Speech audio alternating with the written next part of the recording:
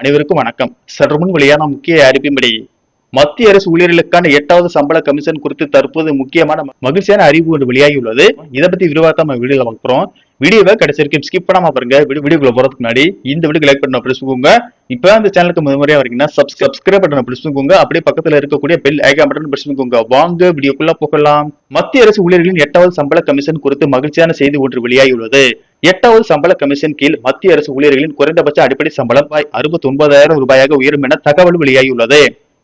அதன்படி Pitman factor 3.833 ஆக நிர்ணயம் செய்யப்பட உள்ளதாக கூறப்படுகிறது. மத்திய அரசு ஊழியர்கள் மற்றும் ஊழியர்கள் தரப்பில் கூறுகையில், தற்போது சந்தையில் நிலவும் விலைவாசி லைவிங் எக்ஸ்பென்ஸ் அடிப்படையில் தான் இத்தகைய பிட்மேன் ஃபேக்டரை கேட்பதாக தெரிவித்துள்ளனர்.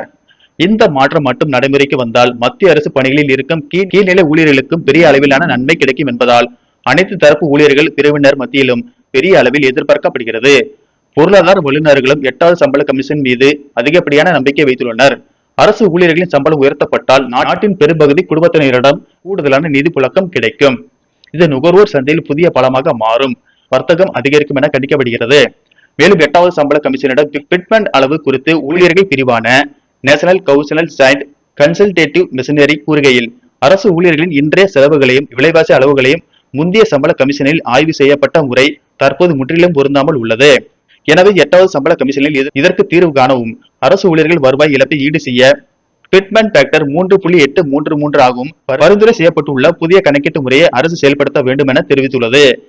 பொதுவாக சம்பள கமிஷனில் நிர்ணயம் செய்யப்படும் குறைந்தபட்ச அடிப்படை சம்பள அளவீடுதான் அனைத்து ஊழியர்களின் சம்பளத்திலும் எதிரொலிக்கும். இதனால் இதை சரியாக கட்டமைப்பது மிகவும் அவசியம் என அரசு ஊழியர்கள் கூறுகின்றனர்.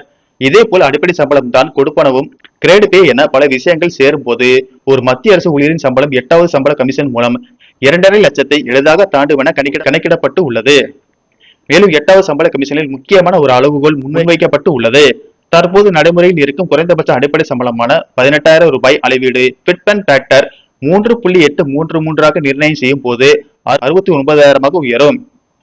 NCJCM அமைப்பு இதே அடிப்படையில் பென்ஷன் அளவீட்டையும் கணக்கிட வேண்டும் என அறிவித்துள்ளது.